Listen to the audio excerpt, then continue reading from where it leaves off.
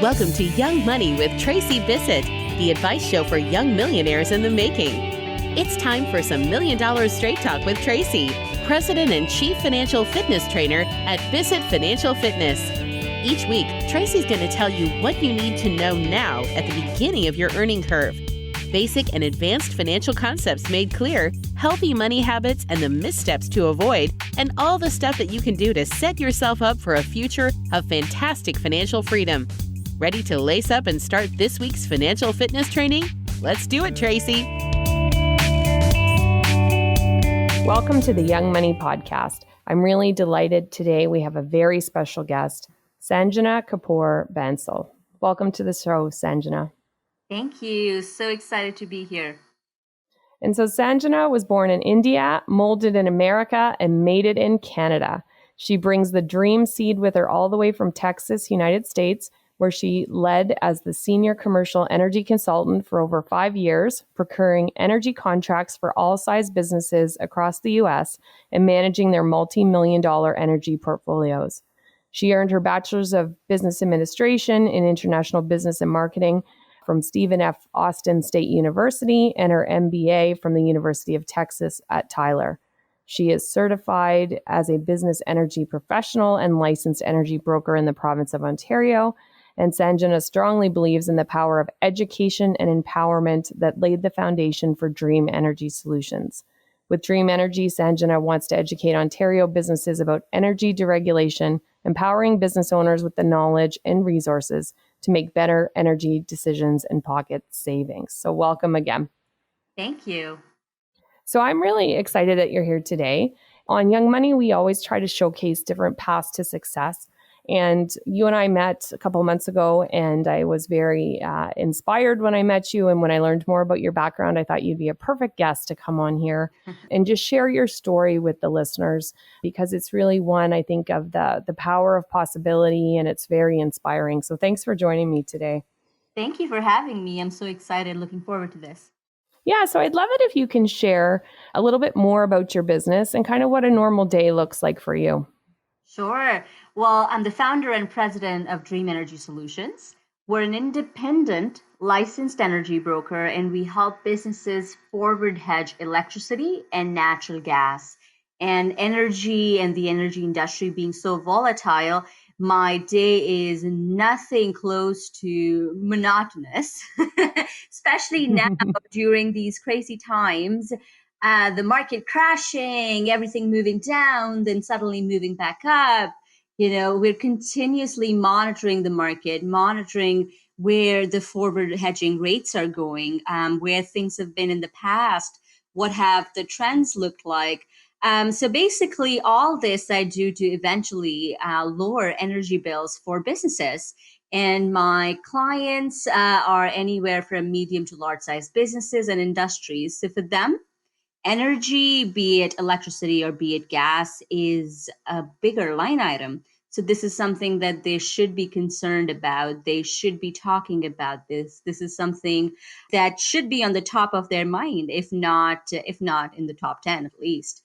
So similar to an insurance broker, because we're paid directly by the supplier who gets the client's business. For a business owner, there's truly nothing to lose and hopefully big bucks to save. And as you mentioned, Tracy, in my introduction, the end goal is to empower clients. It's to empower them to actually make informed decisions. And I negotiate the lowest supply rates and facilitate the agreement process. And I am there if they need any questions answered about the volatile energy market or anything related to energy, basically. Excellent. And I know that you are self-proclaimed the Cha-Ching Queen. So did you give yourself that moniker, or did some of your clients give it to you?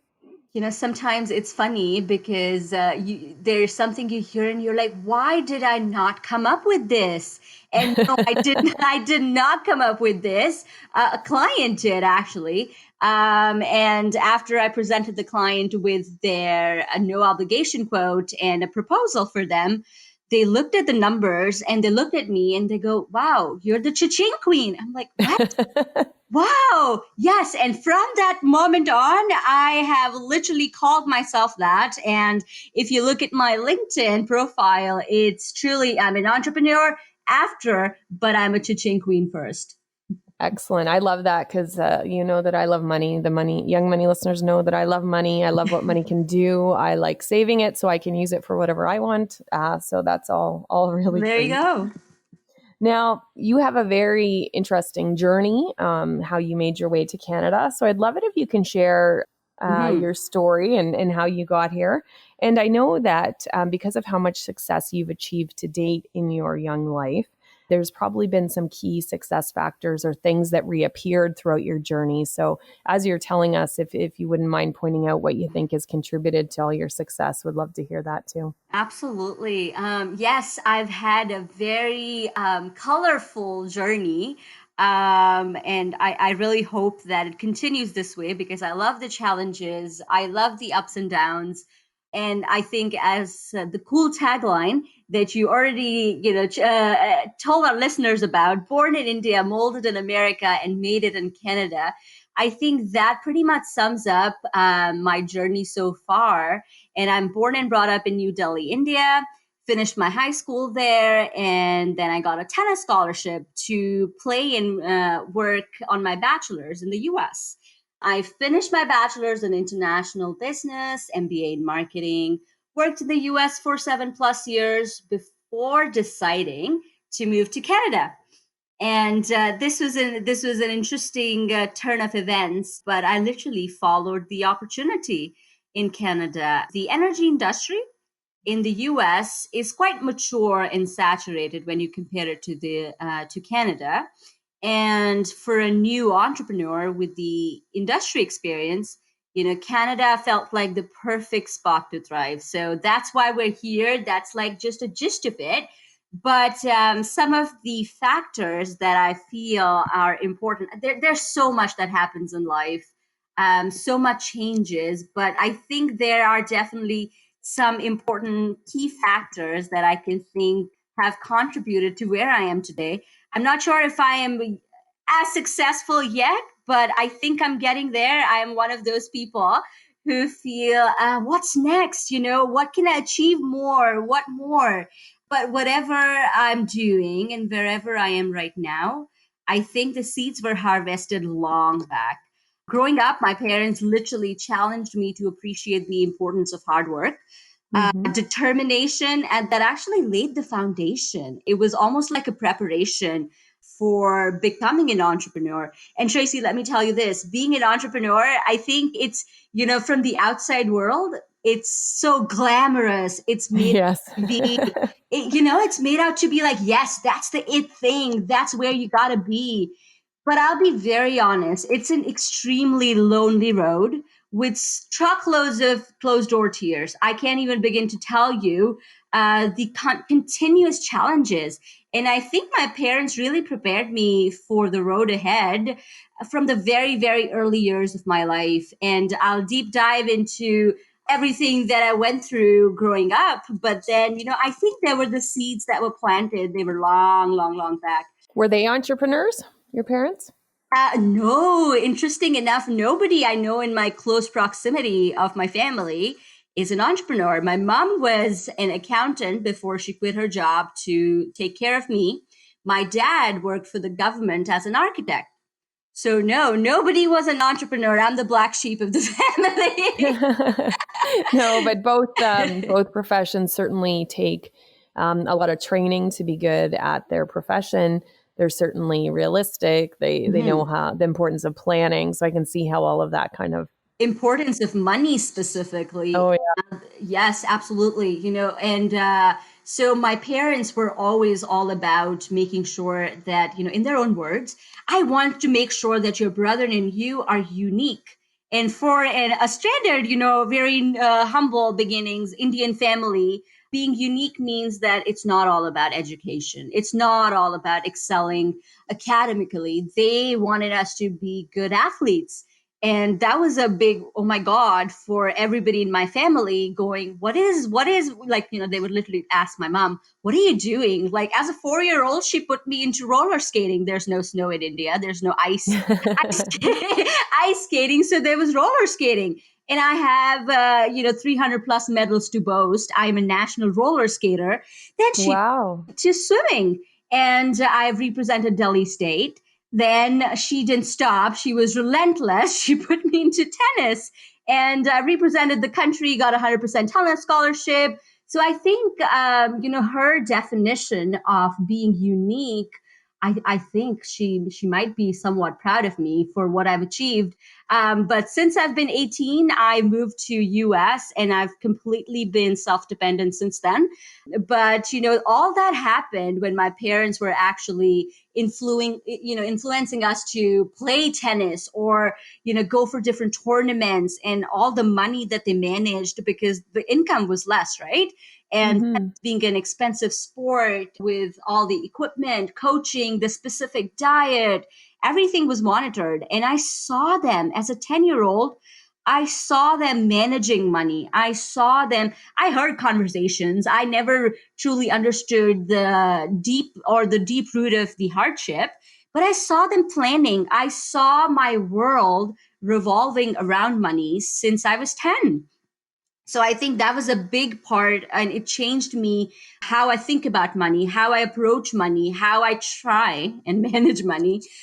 So everything changed. And I think that was a big, big, big point in my life when it comes to being successful. I think money truly plays a very important part. So I just want to go back to a couple things, because a couple things I heard when you were talking about your story, and I find it very inspiring, everything that you've accomplished, because you are so young. But really that full commitment, that entrepreneurial spirit that you had, that push from your mom to be unique, and to do the things which probably led you to start your own business. But we've heard from many other guests on Young Money, so it's no surprise, but being determined, hard work, that discipline around practicing your craft, planning, all of that plants the seeds for success. So I think that's great. And anybody who's listening, if you take one or all of those key success factors and put them into practice in your life, will certainly put you into good stead. And so I want to pick up what you're talking about around when you were 10 and you really realized around money. And I want to hear a little bit about were your feelings around it? Were you worried? Were you scared that there wasn't going to be enough money so you could continue on with tennis? Or was it kind of empowering and you saw it as a tool that you could use and your parents were using to help make you unique? Oh, yes, absolutely. So I think there were a lot of feelings around it. I remember hearing conversations around, hey, this is how much loan I should be taking. My dad and mom, they would definitely have these conversations. They would budget. I would hear things like budget. I would hear things, oh, I don't think this tournament falls within the budget. We're going to be budgeting, and we'll be thinking, how much loan do we need to take, and what's our capacity to pay this loan back, and all this good stuff, right? Wow, what is our capacity to pay this loan back? Like exactly. I love that. Imagine my mom was an accountant, right? So I think she wanted to do this.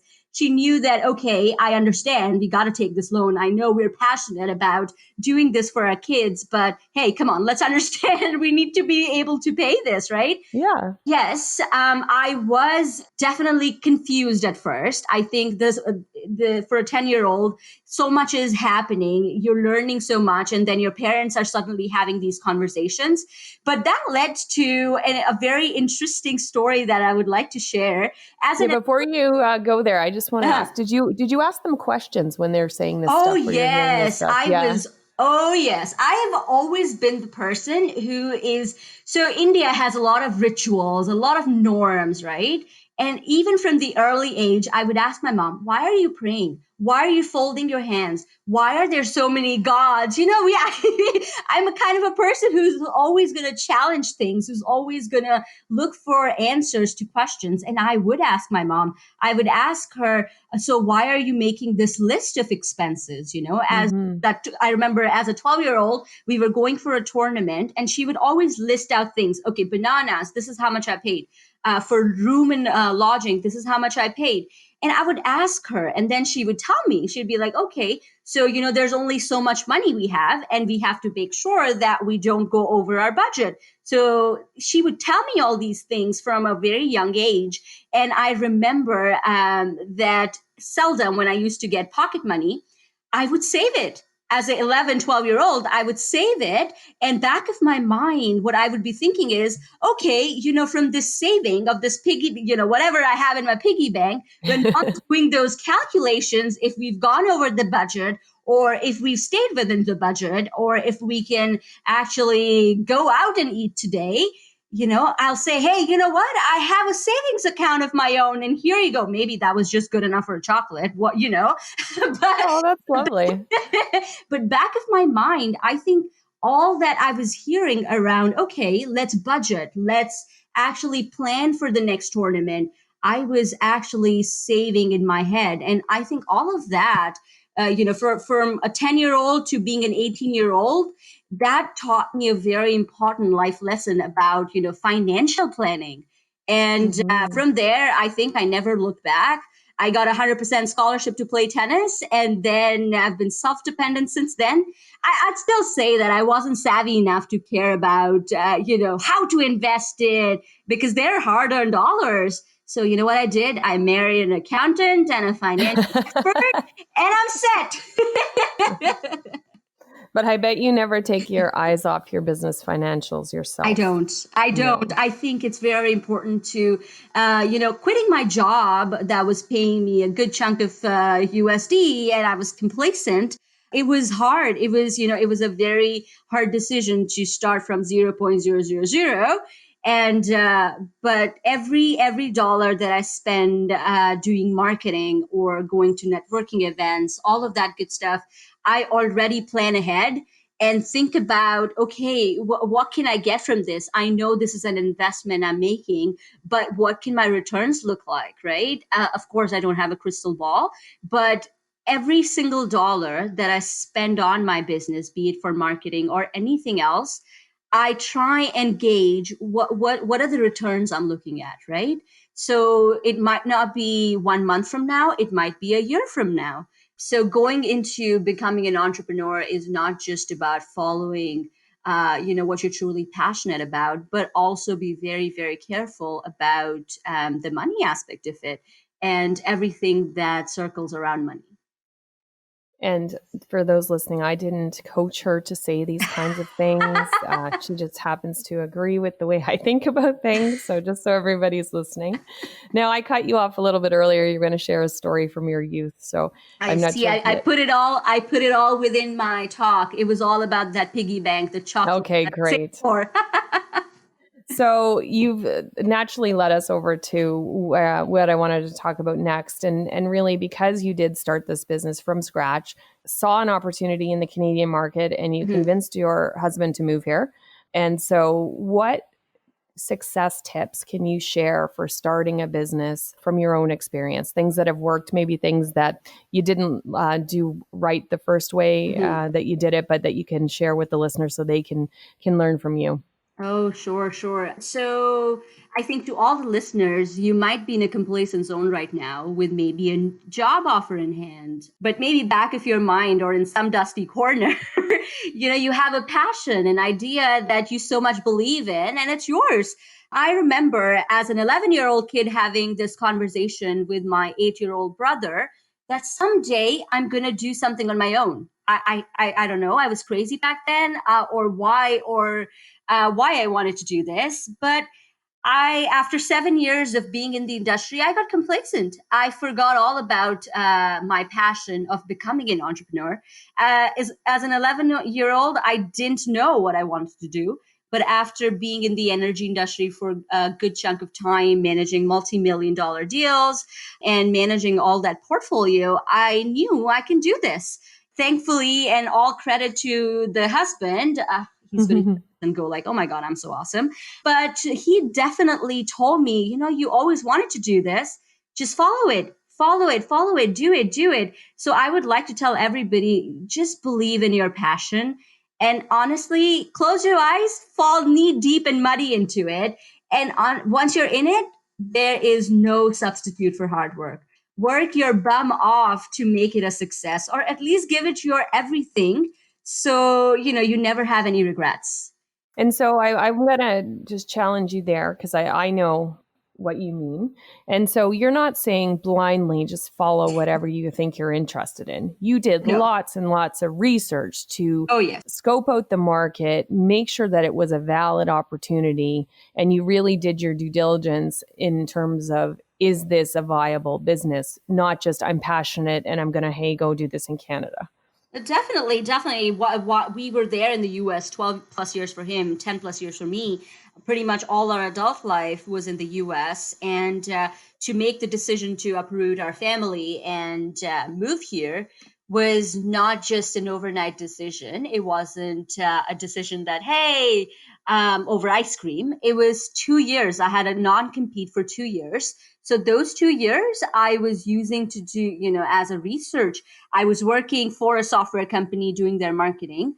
But back end, I was putting my website together. I was doing research about where to start. Where does it make sense for me to start, right? And that's when I realized that, every nook and corner in the United States, you're going to find one of me.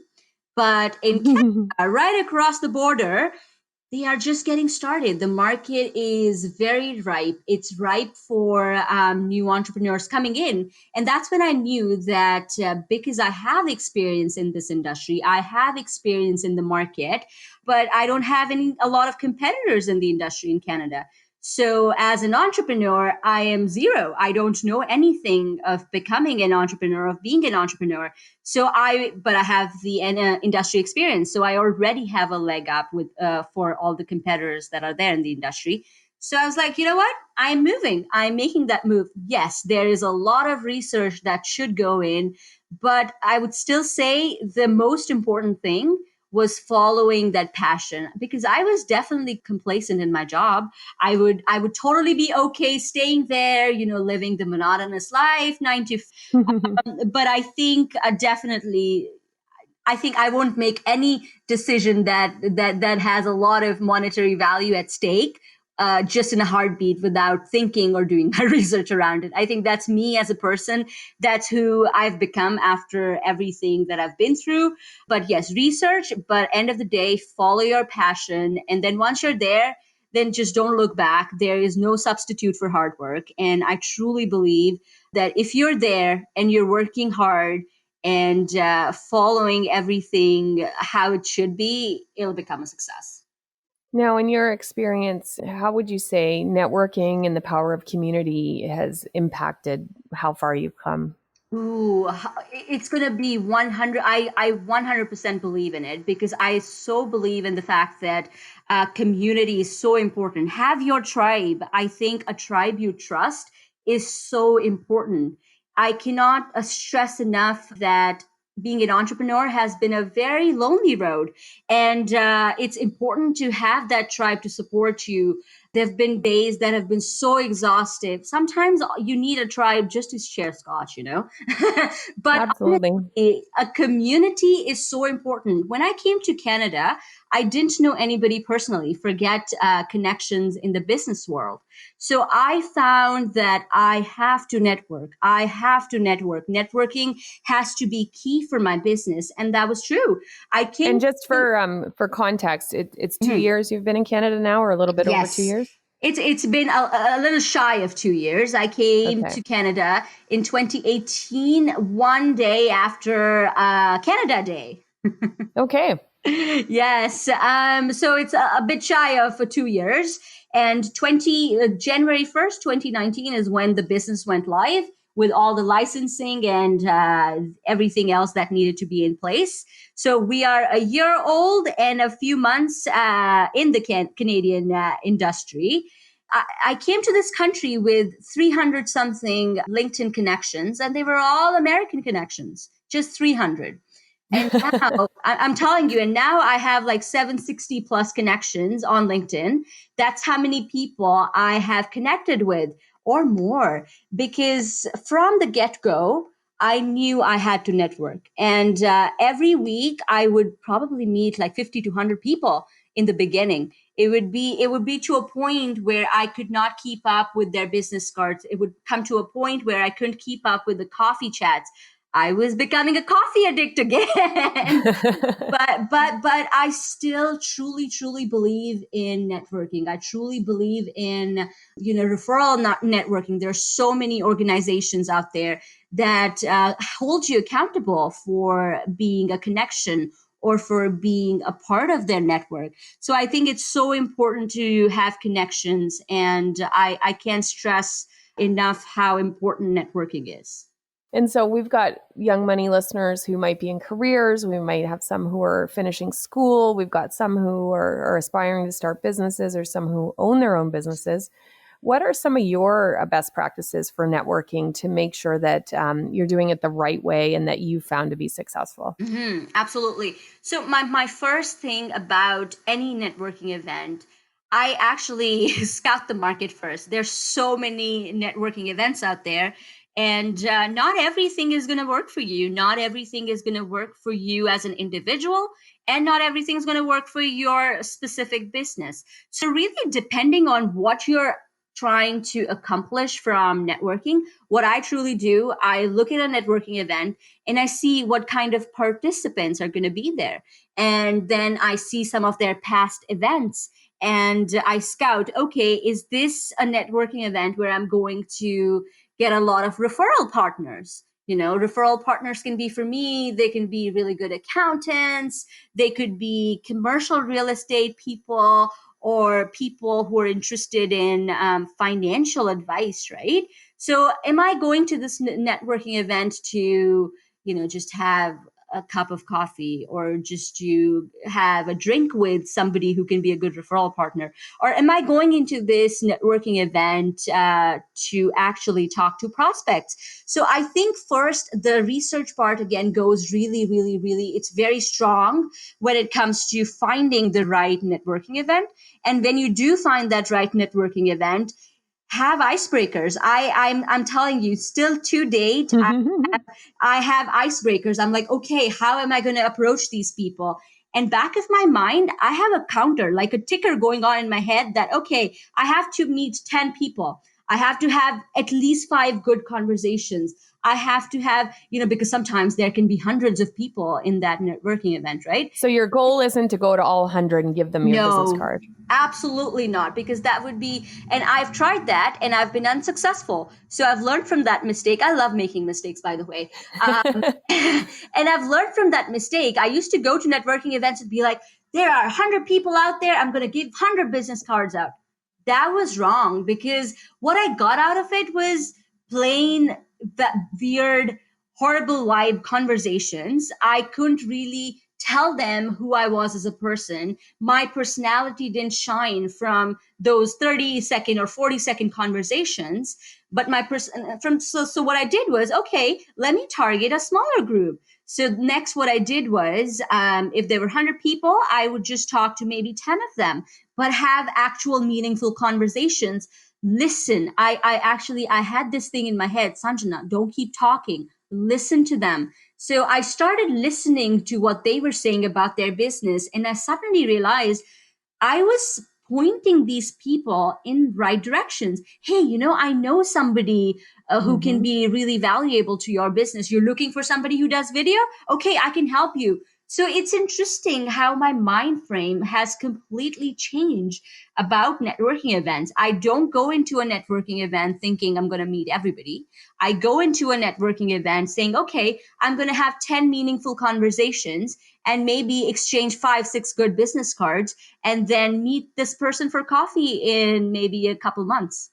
So it's all changed. First it was grow your network, make it big, but now it's like, let's have these meaningful talks. Let's target specific networking events. And I think that's very important. Research around networking events is very important. Absolutely. And certainly you can have a small network, but if it's filled with the right people, yes, it's just as powerful as a large network that has a lot of the people that are not necessarily in tune with what you're offering and what you can offer too. Absolutely. So, Well, I think that's great. And so you've shared a lot of your success tips. Now, as you said, you like to make mistakes and learn from them, which is the key that you're learning. Are there any missteps or mistakes that you made or you've seen other new entrepreneurs make that you'd like to help the Young Money listeners avoid? I love this question. As I said, I continue to make mistakes on a regular basis. And I have learned not to be scared of making mistakes from the get go, but I'm scared of not learning from them. And I love being wrong. Like, seriously, it's weird, but I love being wrong. And sometimes people tell me, oh my God, this is wrong, Sanjana. You've screwed up. And I don't listen to them, honestly, because I have to go back home, think about what they said, and actually reanalyze that within myself. And if they're right, I'll probably write them a note. It's happened a lot of times. People have told me, close friends or family, you're wrong. I don't say yes or no right at the spot. I go back, hear them out in my head all over again, and analyze the situation from my angle. And it helps me stay grounded and work harder the next time around. And if I had to pick from all the pool of mistakes, I think I'd say I've made the mistake of selling. I would say don't sell. As an entrepreneur, it can be so, how do I put it? It can be a very obvious thing. I'm here to sell, right? But like you're not, like you're in business. Yeah, yes, I must sell all the time. Exactly. I must sell all the time. And this is something that I've realized, I think 3-4 months into doing what I do, I realized it's not the right thing to do, because people were just looking at me like, oh, another salesperson, whatever, right? Then I realized, I think if you're very well educated about your product or service and confident that it truly is the best thing ever, you really believe in it. If you believe in your product or your service, and with all your heart, if you're educated around it, you really don't need to sell it. You just don't need to sell it. It's going to happen on its own. And in the first few months of starting off as an entrepreneur, I was so fixated on selling that I completely forgot. I forgot about the foundation of why I started Dream Energy. I started Dream Energy to educate. And I have to still, to date, continuously remind myself that I have to educate and empower these businesses to make the right decision, or to make an informed decision and not sell. Because when you do a good job educating, I think it automatically sells. And that's one thing that, one of the mistakes I made early in my career. And I continue to consciously remind myself that I'm here to educate and empower, not to sell. And selling will automatically happen. And that goes along with your observations that you shared with us around the networking. It's really about building relationships. Because once people get to know you, they trust you, they can believe the education that you're sharing, it all kind of falls into place. And so it's more natural than just pitching something. Yes, absolutely. Great. And so before I let you go, are there any final pieces of advice you'd like to share, or anything you've already shared that you really just want to reiterate for the listeners so we can make sure they take it in? Yes, do your research. There is nothing more than research. Then follow your passion, work hard, and continue making mistakes. Learn from them, but please don't let them defeat you. Literally, sometimes I tell myself in my head that, oh, I've made this mistake, I'm never going to come back from it. But I think that's just not correct, because I've always come back from my mistakes. And if you literally think back and reanalyze your situation, you're probably a better person after making those mistakes and correcting them. So just don't let them defeat you. And that's all I'll have to say for everybody listening. Okay. And the other thing you haven't said, but it is implied, and I want to make sure it is explicit. You're not saying research for 10 years and then sit on the fence and then see what you're going to do. Research for an appropriate amount of time and then take action. Just like you did, saw the opportunity in Canada, moved here, created a business. Absolutely. Okay. Perfect. Now, before I let you go, what are you working on now? When this airs, it's in April. And so what are you working on now? And certainly listeners who want to find out more about you, your story, more about Dream Energy Solutions, how can they go about doing that? Sure. So I am very active on LinkedIn. My business is very active on LinkedIn. The marketers are doing a very good job at that. So find me on LinkedIn, Sanjana Bansal, or you can literally say ChaChing Queen and Sanjana, and I think it's going to pop, which is awesome. We'll put that link in the show notes so people can click on it and find you. Fantastic. And my website's live too. So website has all the great details. And as this is going to air in April, we're going to have a lot of good case studies related to some of our clients and all the prospects that we're working on. So that's the best way to learn more about me and the company. With Dream Energy, I'm working on launching a new initiative. It's #TalkEnergy. And I think there's just so much stigma around talking about energy. If someone tells a business hey, there's Sanjana and she can help you save money on your power and gas bills, their first reaction, no, it's all a scam, right? Yeah. But I want to educate them and tell them, guys, it's only a scam until you educate and empower yourself around it. You have to take back control. Nobody else is going to do that for you. If you're not in a position to actually have an educated discussion around forward hedging, then nobody else is going to do it for you. Then it's always going to be a scam, and all your hard-earned dollars are going to be going into paying excessive amounts for your power and gas, where you could actually participate in forward hedging and lower your energy costs. So the next thing that Dream Energy is so passionately working towards is to wipe out the stigma that's associated with the energy industry and with about talking about energy. So #TalkEnergy is the next thing that's on the radar. And we truly hope that all the businesses are going to be ready to talk about energy and, diss it and all that good stuff. But then in the end, make those empowered decisions for themselves. Excellent. Well, thank you so much for joining us today, Sanjana. I know that I am taking away so many great things, and I just love the inspiration and the power of possibility that you're talking about. Throughout your life, you've definitely demonstrated so many great traits that have helped lead you to where you are. Certainly the determination, the hard work, the discipline, the planning, the focus on budgeting, and really your mom's desire for you to be unique.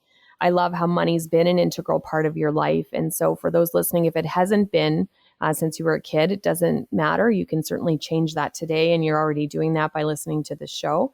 The other thing I really appreciate was all the tips that you shared around networking, as well as when you're starting a business, things to do, things to avoid.